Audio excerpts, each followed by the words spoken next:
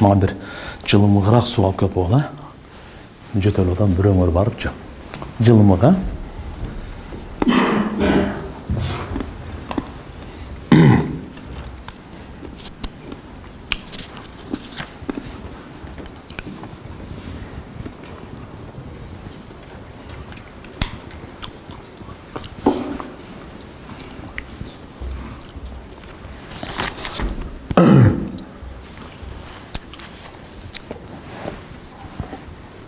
Dersi arı? Başta öğreniyor. Siz Nurik bıçak gelinirsiniz. Çoğu nime okula okuyun? Normal ne? Ne rakam? Bismillah. Başta öğreniyor. Bismillahirrahmanirrahim. Elhamdülillah ve salatu ve selamu ala Resulillah. Amma ba'd.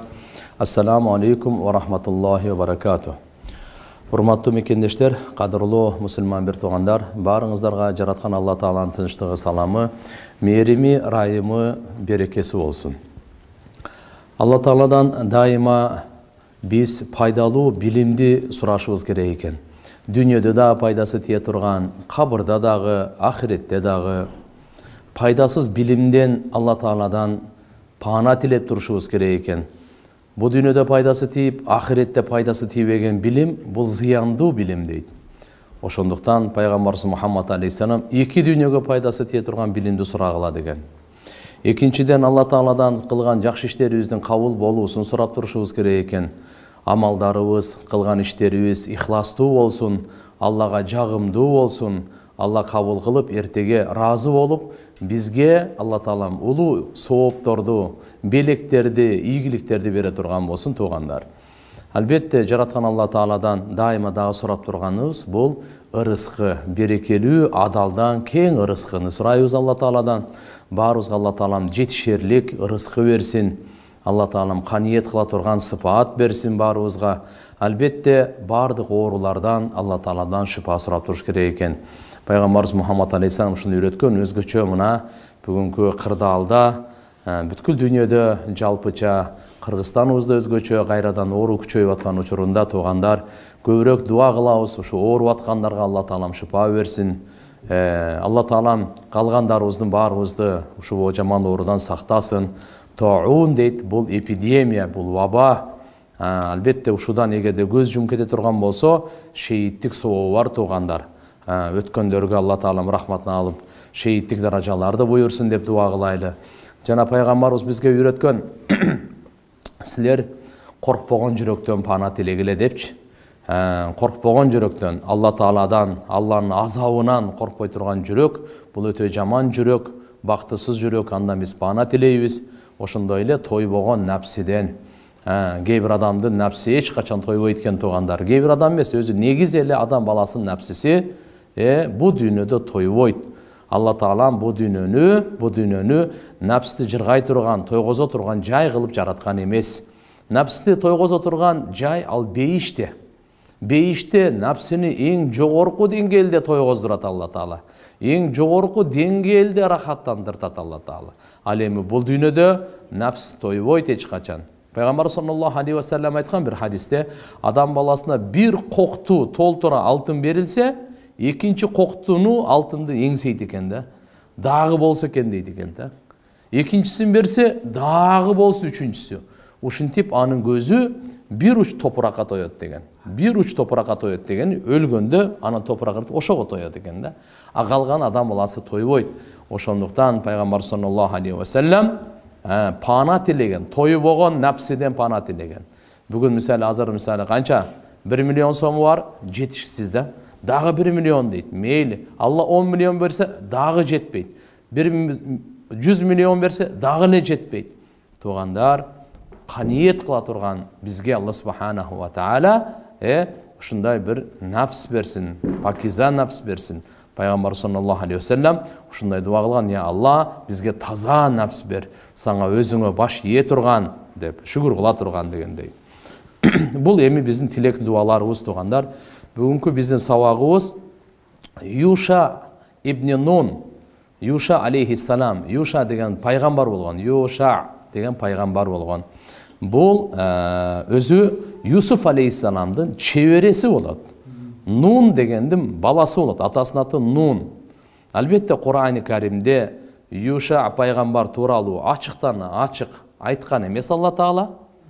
Бирок Құранда Алла Субханаху ва Тағала Муса алейхиссалам туралы айтқанда «Ва иді қала Муса ли фатаху, фаламма жауаза қала ли фатаху» деп Каф сүресінде Муса алейхиссалам өзінің жаш қызматшы жігітіне айтқанда, қачан алеко чегінен өтіп кеткенде Муса пайғамбар ошол өзінің жаш жігітіне айтқан, ошо жаш жігіт еле деп қойған Алла Тағала Құранда.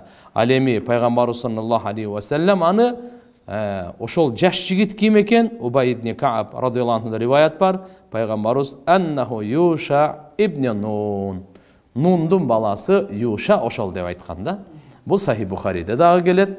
Хизр алейхиссалам менен болгон окуяда ошондо Юша алейхиссалам пайгамбар эмес эле, жаш жигит эле Хизр пайгамбар менен Муса пайгамбар экөө жолукканда, ошондо Муса пайгамбар менен чогуу барган, ошонун аты Юша бин Нун. Бул Юсуф пайгамбардын чебереси. Келечектеги пайгамбар болгон. Анткени Тих өрөөнүнө кеткенден кийин Бани Исраил барып ошол жерде 40 жыл туруп калган. 40 жыл туруп калганда биринчи Харун Муса пайгамбардын бир тууганы дүйнөдөн кайтат.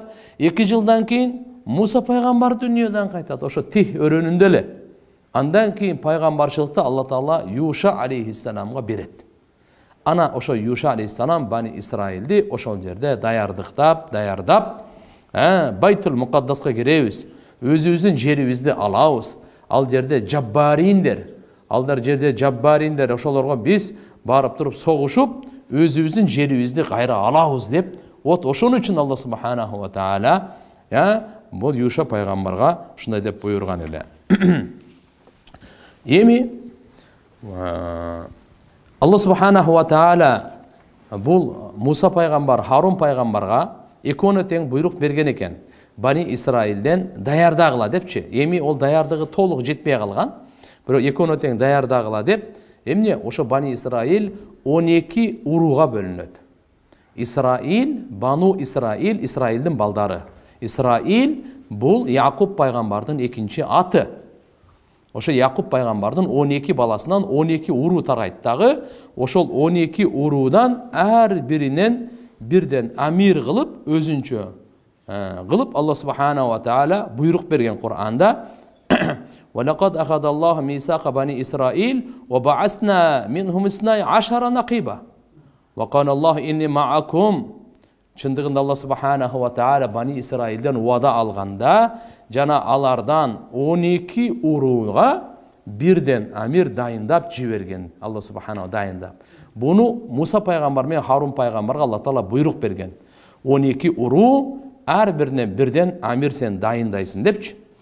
Эмне үчүн?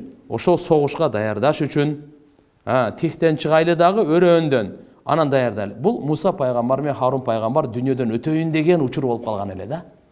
Эми ошого бирок даярдап атышат да, Бани Исраил даярдап атышат дүйнөдөн өтөйүн деп учурда. Ошонун 5-чи уруусу бул Юсуф пайгамбардын уруусу деп айтылат экен. Аны ошо башкарган амири Юша ибн Нун болгон. Ошентип 12 болгон булар. Бардыгы ошо бир 600 миңден көбүрөөк деп риваяттарда келет. Бани Исраил мына кандай болбосун, ошо жаббарин, өзү мындай жабыр адамдар, залым адамдар басып алган эле, эми Байтул Мукаддасты кайра алайлы деп ошого даярдык көрүп атышкан да. Кандай болбосун, Муса пайгамбар жана Харун пайгамбар экөө тең ошо Тихтөдөн өткөн дейт. Бирок кээ Ибн Исхактын риваятында Байтул Мукаддасты фаты кылган, жеңген бул Муса пайгамбар деп дагы айтылат. Абы жок, кебирлер болсо жок. Юша ал алдында турган аскерлердин, ошондуктан Юша ибн Нун болуп калган дейт. Ал эми Муса пайгамбар өзү жектетип турган дейт. Кандай болбосун талаш тартыш маселе бар дагы. Мына ушул жерде субханалла, булар ошол Тих өрөөнүнөн Байтул Мукаддаска өзүнүн мекенин алганга мына деп жөнөйүн деп барып даярдык көрүп барып атканда Алла Таала вада берген. Силер бир аз эле кадам таштап койгула, жеңишти мен берем. Ийгилик силерде. Алла Таала айткан, мен силер менен биргемин. Мен силер менен биргемин. Мына ошол аятта Алла Субханаху ва Таала айтат: "Ва кана Аллах инни маакум". мен сіздермен біргемін.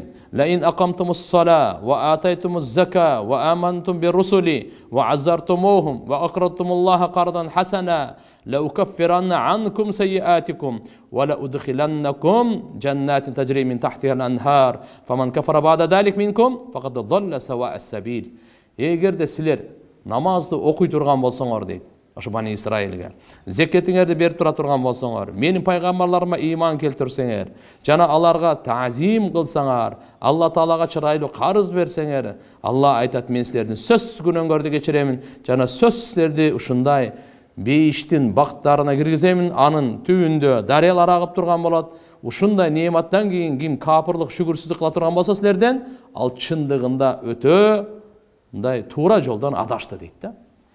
Кандай болбосун, берки риваятка алып келе турган болсок, Муса алейхиссаламдын доорунда,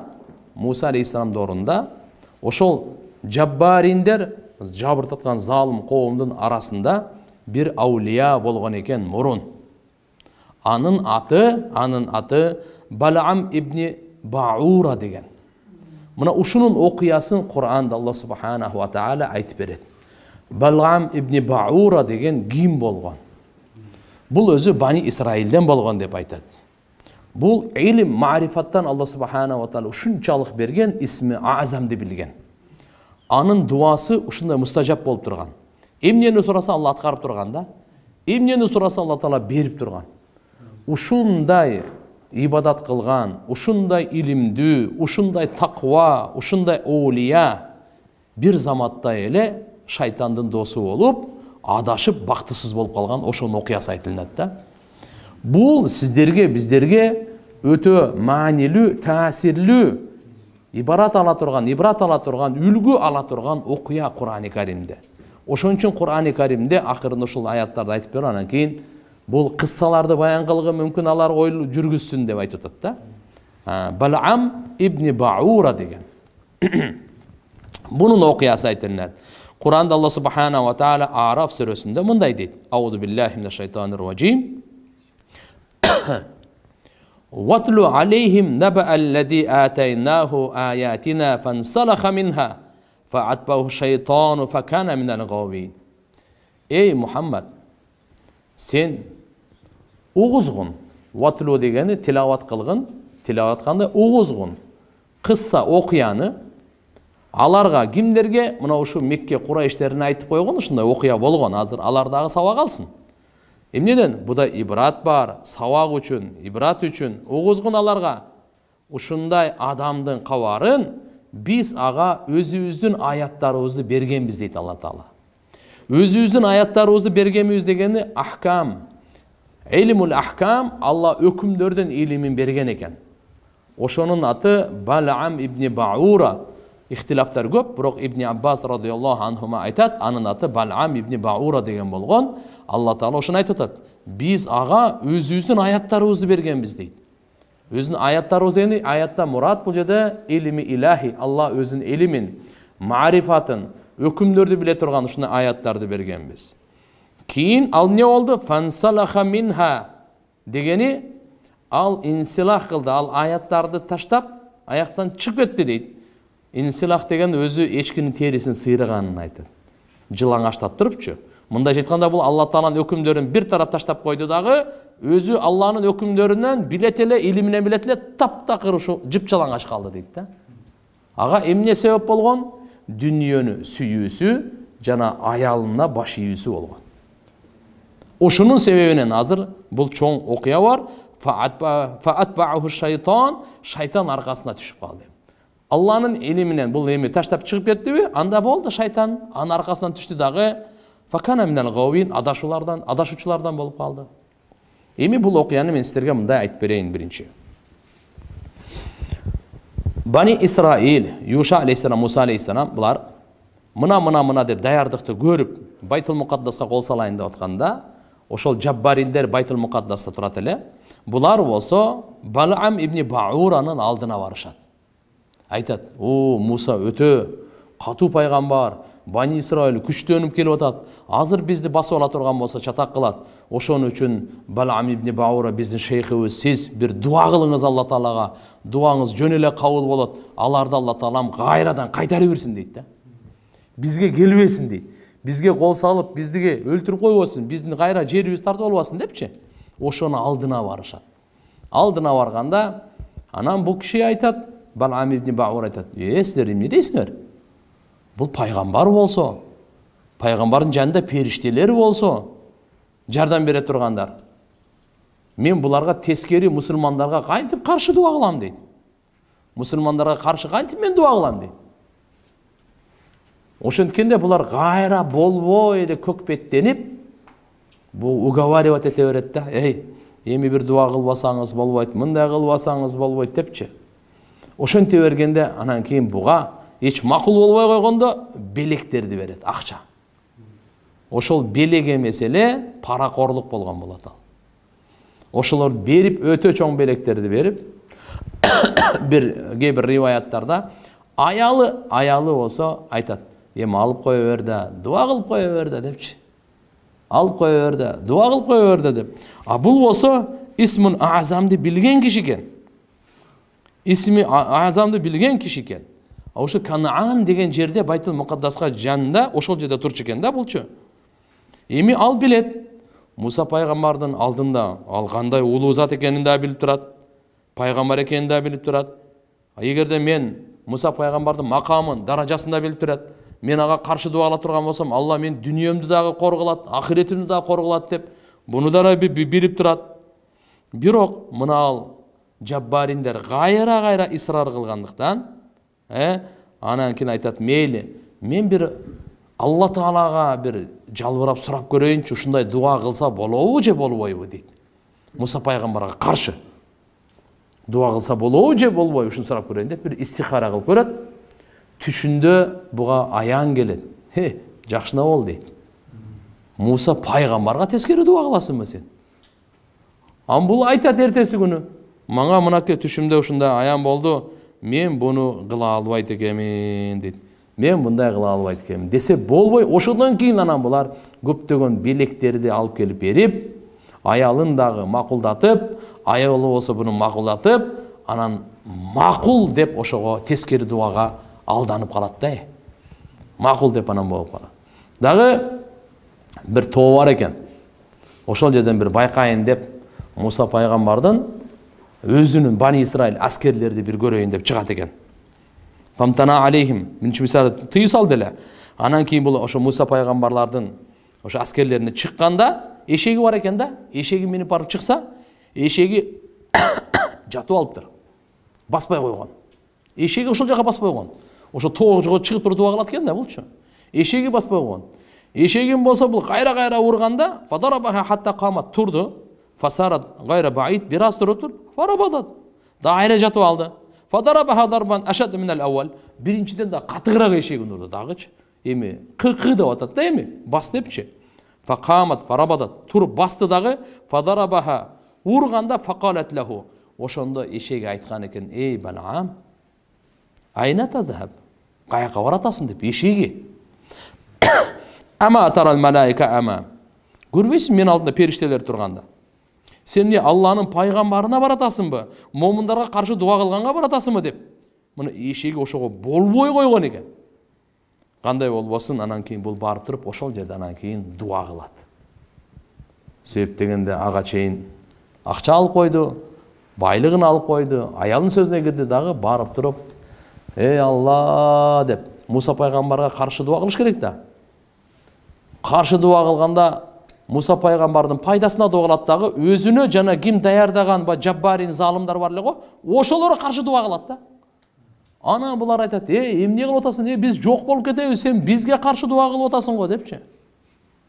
Мен ыктыярымда эмес экен, мен тилимден ушу чыгып атсам эмне кылайын дейт. Өздөрүнө каргыш кылат, өзүнө каргыш кылат. Муса пайгамбарларга пайда, аларга жеңиш, аларга жакшылыктын сөзү чыгат дагы, өздөрүнө каргыш, өздөрүнө бактысыздыгына дуа кылат да. Ушундай кылып Алла субханаху ва тааlanын тарабынан буларга анан кийин каргыш айткандан кийин бу дуасы кабыл болот да. Анан ошол жерде жаббариндер анан курай баштайт. Ошондо анан айтат, силер мени өлтүрдүңөр дейт. Дүниөмү дагы өлтүрдүңөр, ахиретимди дагы өлтүрдүңөр дейт. Мынакей эми менин дуам эмне болду дейт. Эми арга жок дейт, эми мен силерге бир эле жол айтайын. Силер дейт, кыздарды даярдагыла, сулуу кыздарды даярдагыла дагы, ошол Бани Исраил келе жатканда алдына кой бергиле дейт да. Ушул үмүт менен ошолордун бирөөсү көптөн бери сапарда жүрүшөт. Арам ишке зынага боло турган болсо, ишиңер бүттү. Анда силер ийгиликтесиңер дейт. Кандай кылып ошондой сулуу кыздарды даярдайт? Эгер алар бир нерсе десе, үн чыкпасын ошо кыздар. Жаш кыздарға үн чыкпасын, бардык ишине макул боло берсин дейт да. Ага чейинде Муса пайгамбар коомуна түшүндүргөн. Сыноо болот. Көзүңөрдү этияттагыла, напсиңерди кармагыла, арамга барбагыла депчи. Баягы кооздоп койгон, зыйнаттап койгон кыздарды кой берет дагы, алар келетканда көбү өзүн сактайт. Бирок ошо бирөөсү ошол жерден анан кийин бирөөсүнө азгырылып шайтандын эмесине болот. Себеп дегенде ал Балаам билет эле. Балаам ибн Баура билет эле. Эгерде булар зына кыла турган болсо, Алланын ачуусу түшөт. Алланын ачуусу түшкөндөн кийин бул коом эч качан силерди жеңе албайт, ийгиликке жетпейт депчи. Көрдүңбү? Ошон үчүн ушу бир эле жол калды, сулуу кыздарды алдына чыгаргыла дейт да. Аскерлердин алдына чыгаргыла дейт. Чыгарышат. Чыгаргандан кийин анан азыркындай жаман окуя болот. Жаман окуя болгондон кийин Алланын тарабынан таун, оору, ушундай бале түшөт. Ал бале түшкөндө 70 000 Бани Исраил кырылып калат. Кырылып калгандай бая зына кылган эркекти жана ошол аялды кармап алып өлтүрөт. Жиликтеп ташташат. Өлтүрүп туруп, "Я Алла, бул оорудан сен бизди сактап алсаң болбой калды" деп, "Мына саңа хакада нафал бима ясик." Биз саңа баш ийбей ушундай арам иштерди кылган адамдарга кудум ушундай кылып жазасын беребиз дегенден кийин рафа таун оорусу анан көтөрүлүп, анан эсен аман калат дагы, оору токтойт да. Оору токтойт. Мына ушуну эми Алла субханаху ва таала Кур'ани Каримде мындай деп айтып атат да. "Валау ши'на ларафа'наху биха, валакиннаху ахлада илал ард, ваттаба'a хаваху, фамасалуху камасалил калб, ин тахмил ялхас, ин тахмил алейхи ялхас, ау татрукху ялхас. ذلك مثل القوم الذين كذبوا بآياتنا فاقصص القصص لعلهم يتفكرون." Эгерде биз кааласак дейт Алла Таала, анын даражасын биз көтөрүп коет элек. Ошо Балаам ибн Бауранын даражасын биха, ошол аяттарыбыз менен, илимдерибиз менен даражасын сөзсүз көтөрөт элек дейт да. Бирок эмне болду? Бирок ал валакиннаху ахлада илал ард, ал жерге мейил болду. Ахладанын мааниси мейил болду деген. Жер деген жердин үстүндөгү бардык байлык деген сөз. Жер жердин үстүндөгү бардык байлыгына ооп кетти деген сөз. Бир болсо аны ахладанын бир мааниси бар, бекем кармады деген мааниси бар. Демек жерди бекем кармады мааниси жердин дүниөгө бекем кармады, дүниөгө мейил болуп ооп кетти да. Дүниөгө берилип кетти, ваттаба'a хаваху, жана өз напсынын аркасынан ээрчип кетти. Дагы Алланын өкүмүн, илимин таштап койду бул. Эми Алланын өкүмүн, илимин таштап койгондун кесепети кандай болду буга? Кандай болду? Анын мисалы иттин мисалындай дейт Алла Таала. Анын мисалы иттин мисалына окшоп калды да. Ит кандай эле? Эгерде сен кол салсаң итке, тилин чыгарып, дем алат экен да, депчи. Эгерде тек так койсоң, дагы эле ошондой. Субханалла, Алла Тааланын бир нематы экен. Ар бир жандуу жаныбарлардан, инсандардан дем чыкканда уулуу заттар чыгат экен. Бизден дагы ушундай да. Ал эми дем алганда пайдалуу заттарды дем алат экенбиз да. Любой адамда ушундай экен да. Мурун аркылуу, көрдүңбү? Дем кандай чыгабы? Бизден уулуу заттар чыгып турат экен да. Уулуу заттар чыгып турат экен. Бизден эле эмес. Ат, кой, уй, бардыгынан ушундай экен. Дем чыгарганда уулуу заттар чыгат, дем алганда пайдалуу заттар кирет экен да. Ушуну Алла Таала жеңил кылып коюптур. Бардык жандыкка. Эч кандай зарылчылык жок, эч кандай кыйынчылыгы жок. Оңой эле сүйлөшүп атып эле дем ала беребиз да. тамак ичип атып эле дем ала беребиз. Алланын нематы. Бирок иттен башка. Иттен башка. Иттики ошо дем чыгарысы күч менен болот экен да. Тилин чыгарып, анан кийин ал дем алат экен да. Ошон үчүн иттин мисалын келтирип атат. Адам албетте жүгүрүп кыйналып калсак, биз деле оозубузду ачып дем алып калабыз да. А иттики болсо, единственный бир гана ит ошо тилин чыгарат экен да. Тилин чыгарып. А бул Бал'ам ибн Баура Муса пайгамбарга, Муса Бани Исраилга каршы дуа кылам деп дуа кылгандан кийин Алла Тааланын азабы ушундай болуп, тили көкүрөгүнө түшүп калган экен. Мына, тили көкүрөгүнө түшүп калган, ошонун Алла Субханаху ва Таала Кур'ани Каримде мисал берип атат да. Фамасалуху камасалил калб. Ал-Бал'ам ибн Бауранын мисалы иттин мисалындай болуп калды. Кандай иттин мисалындай? Ин тахмил алейх. Эгерде сен ага мындай кылып кол салып тап бере турган болсоң, ялхас дегени тилин салаңдатып дем алганды айтат. Тилин салаңдатып, кыйналып дем чыгарганды айтат да, ялхас деп. А эгерде таштап койсоң, ау татруху ялхас, дагы эле ошондой кылат дейт да. Эми бул залика масалул каумиллазина каддабу би аятина. Бул ушундай коомдун мисалы, алар биздин аяттарыбызды жалганга чыгарган дейт. Алла Тааланын аяттарын жалганга чыгаргандын акыбетин Алла Субханаху Таала ушундай көрсөткөн дагы. Эми айтат: фақсусул қасас, кыссаларды баян кылгын, лааллахум ятафаккарун, мүмкүн алар ой жүргүзөр, ойлонор.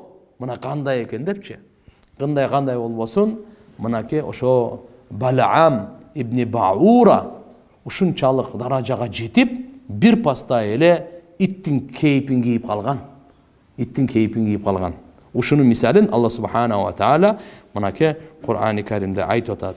Са масалан каумул ладина каддабу би аятина ва анфусахум кану ядлимун. Кандай гана жаман болду ушундай коомдун мисалы, алар биздин аяттарыбызды жалганга чыгарышкан жана өз жандарына зулумдук кылышкан дейт. Ошондуктан пайгамбар саллаллаху алейхи ва саллям дагы чай ичип, мындай эми суусундук ичип атканда, тамак ичип атканда үстүнө дем алып алат деген да. Кеп ушундай себеп дем ала турган болсоң, дем чыгара турган болсоң, анда уулуу заттар чыгып калат да. Бүгүн аны медицина эми тактап атат. Бир буну качан эле пайгамбар саллаллаху алейхи ва саллям айтып койгон. Ошон үчүн кээ бир аулия таквалар сүйлөп атып чай куюп берсең, колуңдан чай албай коет эле да. Ичпей коет эле колуңдан чайды. Сүйлөп атып берсеңчи, сүйлөбөй берсең кой мейли. Адамдын ушул деминен ушундай нерселер чыгып турат экен. Бул Алла Тааланын ушундай кудурети, ушундай экен. Бардыгына эгерде ушул дем чыгарганга, дем алганга акча төлөгөнүбүздө анда кандай болот эле? Буну бардыгын жалпы кылып койгон, жеңил кылып койгон. Эми бул жерде бир топ сабактар бар да, балдар. Урматтуу мекендештер. Бир топ сабактар бар. Ушул окуядан кандай сабак алабыз? Биринчиден, илимге, ибадатка Алла Таалам канча илим берсе, канча ибадат кылганга мүмкүнчүлүк берсеч, ага керсейбеш керек экен да. Ага кыйынсынбаш керек экен. Ага менменсибеш керек экен. Канчалык илимдүү болуп кет. Канчалык сен ибадат көй, канчалык кыйын ибадат кылуучу болуп кет. Макулбу? Эч качан керсейбеш керек. Илимге мактанбаш керек, балким илим менен биргеликте Аллага шүгүр кылып, Алла Субханаху ва Таалага шүгүр кылып, ошо менен биргеликте истиқоматтын дуасын кылып, Аллага таваккул кылып туруш керек экен. Истиқоматтын дуасы дегени, я Алла, ушу бергениңи менден ала көрбө. Я Алла, иман бергенден кийин, андан кийин кафырлыкка мени түртө көрбө, я Алла. Мага канчалык товфик бердиң, канча илим бердиңби, ошону көбөйтүп бер, туруктуу кыл, бирок азайтпа, алып койбо депчи. Алла Таалага шүгүр кылып, бул кичпейилдик менен туруп туруш керек экен турган. Бул биринчи сабак. Экинчиси, мал мүлк, бала чаканын мухаббаты өзгөчө динге тиешелүү болуп кала турган болсо этиятташ керек экен. Дин маселесине келгенде мал мүлктүн мухаббаты, дин маселесине келгенде бала чаканын мухаббаты бизди динге каршы кылып койбосун. Кандай Бал'ам ибн Бауранын аялы макулдатып койгондойчу. Жана мал мүлктүн мухаббаты ошо аркылуу кетти да. Мал мүлктүн мухаббаты менен кетти артынан. жана аял бала чакасынын мухаббатынан кетти да. Ошон үчүн Кур'анда Аллах субханаху ва таала айтат: "Ал-малу вал банун зинатул хаятид дуnya." Бала чака, мал мүлк, булардын бардыгы дүйнөнүн жашоосунун кооздугу эле. Дүйнөнүн жашоосунун кооздугу эле дегени бул жөн эле бул бакыт үчүн эмес. Бул экөө бала чака менен мал мүлк биздичи кандай десем керсейтип койбош керек да. Биз сыймыктана турган түбөлүктү биз менен кала турган нерсе вал бакияту солихат, ал түбөлүк жакшы амалың. Чын сүйлөгөнүң, тазалыгың, кичпейилдигиң, жүрөгүңдүн тазалыгы, боорукерлигиң, таквалыгың, намазың, садакаң, ушул биз менен түбөлүктү калат экен. Ушул амалдарга сен таянсаң болот. Ушул амалдардан үмүт кылсаң болот. Бала чакага караганда, мал мүлккө үмүт кылганга караганда, амалыңдан үмүт кылсаң жакшыраак да. Вал бакияту солихат хайрун инда роббика ставаба ва хайрун амала. Алла айтып атат. Алладын алдында соопту дагы, Алла тааланын алдында соопту дагы, экинчи сооптон дагы жакшыраак, үмүт кылгандан дагы жакшыраак. Эмне? Сенин кылган жакшы амалың, сен менен түбөлүктүү кала турган, боло турган жакшы амалың, мына ушу сага пайдасы тиет. Субханалла айтканың, зикир кылганың, дуа кылганың, Кур'ан окуганың, намаз окуганың, макулбу? Мына ушул нерселер бизге түбөлүктүү кала турган нерсе. Ал эми мына айта турган мал мүлк менен булар эчтеке эмес. Ошон үчүн айтылат да. Жүздүн сулуулугу сыноо үчүн, жүрөктүн сулуулугу бакыт үчүн. Ошон үчүн ишке карап туруп бул жүздүн сулуулугу бул сыноого. Бардыгы бул жердин үстүндөгү кооздук бул жөн эле сыноо. Бул бакыт үчүн эмес, түбөлүк үчүн эмес. Бала чакада мал мүлк дагы түбөлүктүү эмес да, калып кетет да буяктан элечи. А сен менен түбөлүккө кала турган сенин жакшы амалың. Сенин жакшы амалың. Ошондуктан ыйман келтиргенден кийин, ыйман келтирдикпи? Эми урматтуу мусулман бер туугандар, келиңиздер, ыйманды сактай билейли. Ыйманды сактай билейли. Ыйманды келтиргенден кийин ыйманыбызды бекемдейли. Ыйман келтиргенден кийин ыймандуу жашайлы. Ыйманды чөйрөнү курайлы. Антпесе кыйын. Алла субханаху ва таала мына Хужурат сүрөсүндө айтканына тавил хадисте келет. Аллахумма хаббиб илейнал иман. Я Аллах, биздин жүрөгүбүзгө ыйманды сүйкүмдүү кыл. Ва зайинху фи кулубина. Я Аллах, ыйманды биздин жүрөгүбүзгө кооздогун дейт. Биздин жүрөгүбүз кооз болсун. Өңдүн, жүздүн кооздугу бул биздин ыктыярыбызда эмес. Жүрөктүн кооздугу, сулуулугу биздин ыктыярыбызда. Демек жүрөктүн кооздугу ыйман менен экен да. Мына жердеги мынакей сабакта эгерде мал мүлк, бала чака, ушул нерселер динге байланыштуу, Алланын өкүмүнө байланыштуудан биз каршы чыгып этиятташыбыз керек экен да. Ошого каршы чыгып калбасын себеп дегенде ва аламу аннама амвалукум ва ауладукум фитна. Куранда башка жерде эмне деп атат? Билип койгула. Ва аламу дегенде якын алгыла. Толук ишенип койгула. Шек күмөнсүз мал мүлкүңөр, амвалукум ва ауладукум, бала чакаңар фитна. Бул Алла айтып атат. Бул фитна, сыноо бул. Алла таала мал мүлк аркылуу бизди сынайт, бала чака аркылуу бизди сынайт. Биз ушуда шүгүр кылабызбы же шүгүрсүзбү? Алланын динине баш ийебизби же ушулардын мухаббатына кирип адашып кетебизби? Демек булар экөө, мал мүлк менен бала чака бизди ахиретке даярдануу, ахиретти куруудан алек кылып койбосун. Алла таала берген милдеттерден алек кылып койбосун. Ушундай сабак. Үчүнчүсү, жаман адамдар менен, бузуку адамдар менен байланышпаш керек экен да. Алардын белегин ам кабыл албаш керек экен да. Мына жаман адамдардын белегин кабыл алып не кылды бул? Не болду? Балаам ибн Баура не болду? Ошо жаббариндер, өзү Алла тааланын машаалла илимин билет эле, өкүмдөрүн билет эле, канча таква эле. Ошолорго аралашып, залым жаббариндерге аралашып, алардын белегин кабыл алып, чындап айтканда ал белек эмес дагы айттык биз, ал не? Ришват, пара болчу. Алып не болду? Мынакей акыбет. Ушудан биз сабак берип атат бизге. Кандай сабак берип атат? Жаман адамдар менен достошпогула. Жаман адамдар менен жүрбөгүлө. Анын кесепети тиет экен да. Аларды оңдоо максатында болсо ол бөлөк нерсе. Бирок достошуп, ошолор менен дайыма ал жакшылыкка чакырсаң го жакшы. оңдогонго оңолууга чакырсаң жакшы. Бул бирок аларга иманың алсыз болуп, аралашып кетип, өзүңдүн бар такыбалыгыңды, бар илимиңди жоготуп, ошолорго кетип кала турган болсоң, бул ахиретиңди бузасың да. Үчүнчүсү, зына жана уятсыз иштердин кесепетинен дайыма коркуш керек экен. Мына ошо зынанын кесепетинен Алла Тааланын тарабынан азап түштү да. Кандай болду? Кандай кырылып эле калды. Төртүнчүсү, албетте, Алла Тааланын өкүмүнө каршы чыккандан дайыма сактанышыбыз керек экен. Себеп дегенде ким Алланын өкүмүнө каршы чыкса, шайтан артына түшөт экен да. Мурда илим менен жүргөндө, зикир менен жүргөндө шайтан буга жакындай албайт эле. Балам ибн Баурага шайтан жакындай албайт эле. Кийин бул, не болду? Шайтан качан буга жакындады? Алланын өкүмүнө каршы чыкты, шайтан бул үстүнө минип алды да. Ошон үчүн Алланын өкүмүнө каршы чыкпаш керек эч качан. Мына сабактарды алдык. Балам ибн Баура тугандар, бул окуя Кур'ан-ы Каримде, мынакей Араф сүрөсүндө бизге сиздерге Алла субханаху ва таала Мухаммад алейхиссалам аркылуу тилават кылдыртып, кабарын берип атат. Bundan сабак алайлы. Кыямат күнгө чейин келе турган үммөттөрдүн баарына бир сабак. İmam Ahmed rahmetullah aleyh Abu Hurayra radıyallahu anhu'dan rivayet keltirtet. İnne şems lem tuhbas li başerin illa li yuşa leyli tasara ila beytil mukaddas.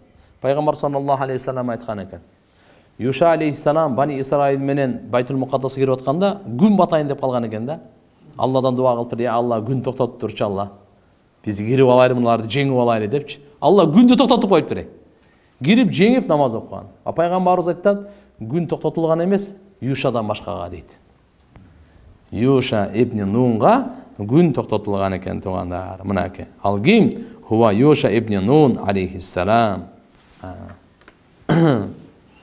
Emi bular oşantip jеңип Baytul Muqaddas'a girip atkanda Allah subhanahu wa ta'ala Bani İsrail'e buyruq beret. Sizler girip atkanda ne kılıp? Sajda kılıp kirgile. Mındaç aytkanda ruku kılıp kirgile. Jugünüp kirgile. Şükür kılıp kirgile. Allah'dan geçirim surap kirgile. Depçi sebep degende Allah subhanahu wa ta'ala'nın aldında kiçpeyillikti tandap, şükürçülükti tandap, Allah sizlerge bergen nemattarga gerseybey, başka kılığыңарды көрсөтпөй депчи. Bani İsrail kılığı köp. Bir ушунда дагы акыркы bir кылыктарынан көрсөтүп калышканда булар. Allah Taala'nın buyruğu gelip atat bularga, ulu жеңиш берип atat bularga, alarga mınday dep hitta degeni geçir degen sözde. Mına Kur'an'da Allah subhanahu wa ta'ala mınday deydi. Ve iz qulna dukhulu hadihi al-qarya fakulu minha haythu shi'tum ragada ve dukhulu baba sujjadan ve qulu hittatun naghfir lakum khatayakum. Allah Taala aytat biz buyruq berdik. Mına oşol qariyaga, oşol kıştaka girgile, jana jegile kalagan nerseňerdi jırgap, jana eşikten kirgende sujjadan degeni rukkaan. Jugünüp kirgile. Başыңарды ылдый кылып, не кылып киргиле? Жүгүнүп, тазим менен киргиле. Алла Таала ушундай силерге Байтул Мукаддасты кайра берип атат. Ошол жерге эйлик кылып атат. Кире албай жүрдүң эле. Канча жылдан бери ажырап калдыңарды, колуңардан чыгып кетти эле. Эми Алла Таалам кайра мекениңерди кайтарып берип атабы? Эми ошого силер шүгүрүнө жүгүнүп киргиле. Дагы бир. Экинчиси нагыф, экинчиси вадхул баба, нет. Мынаке вакулу хиттатун нагфир лакум хатаякум. Жана хиттатун деп айт кылады. Хиттатун деген сөзү кечир деген сөз. Түшүндүңөрбү? Яни хиттатун деп киргиле десе, булар болсо хинтатун деп кирген да. Хиттатунун ордуна. Дагы мында жүгүнүп киргиле десечи, булар көчүгү менен отуруп жергечи ушунда соймолоп мынандай кылып кирген да. Мындай баягы издеваться этипчи, маскарлап жана хинтатун фи шаиратин хаббатун фи шаиратин деп кирген да. Кечирим сурап киргиле десе, булар эмне буудай сурап көрүшкөн. Ал эми ачарчылык заман бизге буудай берсин, бизге буудай берсин. Алла Таала бул жерде айтып атат. Не деп атат? Вакул аларга айт, силер дейт, хиттатун. Ошентип киргиле, нагфир лакум хатаякум, силердин күнөөңөрдү кечиребиз. Хатта яхутту деп кечиримди айтат. Түшүрүү. Эмнеден? Анна хатаяна, бизден кеткен күнөөлөрдү я Алла кечиргин деп кириш керек эле. Бул жөөттөр болсо көчүгү менен отуруп алып, ошол жерден аны мындай жөрмөлөп, ошол жерде эмне деп атат? Хинтатун деп киришкен да, хинтатун деп киришкен. Маскарлап атат да бул. Пайгамбарыбыз саллаллаху алейхи ва саллям Мекке жеңүүсүндө, Фата Макка болгондо төөнүн үстүндө кирип келип Алла Таалага мактоо айтып келген да. Алхамдулиллахи вахда насара абда, бендесине, кулуна жардам берди.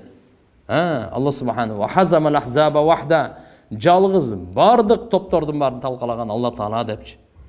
Алла Таалага жалгыз мактоо болсун, шүгүрлөр болсун депчи.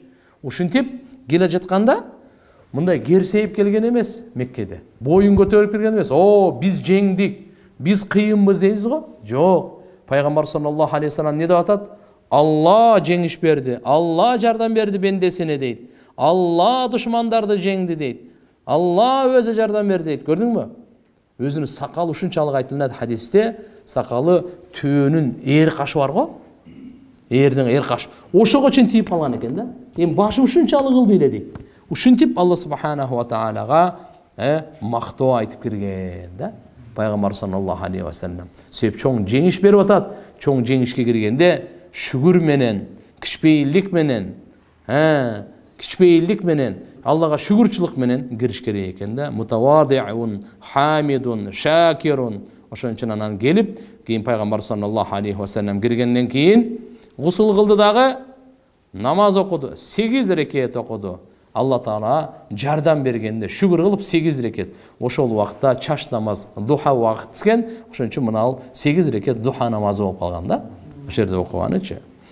Эми кандай болбосун, Бани Исраил мынаке Юша ибн Нун алейхиссалам буларды алып келип кирип атканда, булар мындай кылып кечирим сурап кириле деген ордуна будай сурап киришкен. Ушуну Алла субханаху ва таала мындай дейт: "Ва саназидул мухсинин", ошо кечирим сурап кирсе, биз жакшы иш кылгандарга дагы көбөйтүп берет элек. Бирок эмне болду? Фабаддалаллазина заламу кавлан гайраллади кила лахум. Алар зулумдук кылган залымдар сөздү өзгөртүштү. Бурмалап коюшту. Айтылган сөздү айтпай, хиттотун деп кириш керек эле. Булар хинтотун, хаббатун деп мынандай сөздү өзгөртүп кирди. Жиынтыгы эмне болду? Фаанзална алаллазина заламу ридзам минас-самаи бима кан яфсукун. Биз аларга, ошо зулумдук кылгандарга, залымдарга асмандан азап түшүрдүк. Риджзам деп бул азап, Алланын газабы, тоун оорусу, ар кандай деп уламалар айткан. Кандай болбосун ушуларга ушундай кылып түшүргөн да.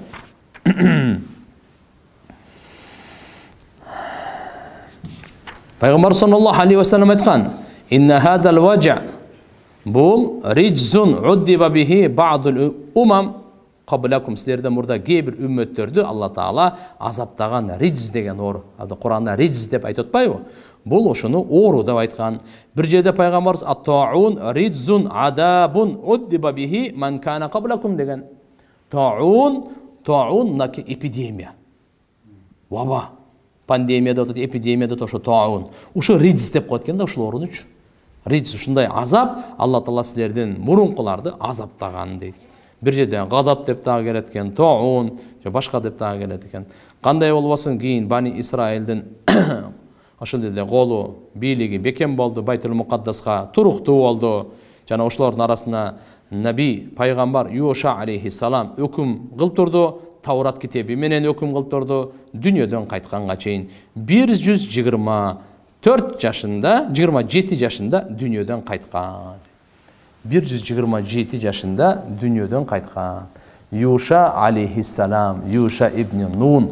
Мына ушундай бир Бани Исраилде, урматтуу мекендештер, ушундай окуя болгонуна бүгүнкү сабак Балаам ибн Баура, bundan сабак алдык. Экинчиси мынаке Юша алейхиссалам Байтул Мукаддаска кирип атканда, аларга кандай деп айтты эле? Алар кайра шылдыңдап, кечир дегендин ордуна будай деп атайлап киргендиктен бул окуяны дагы айтып бердик. Эми аз суроо жооп көтөрөлү.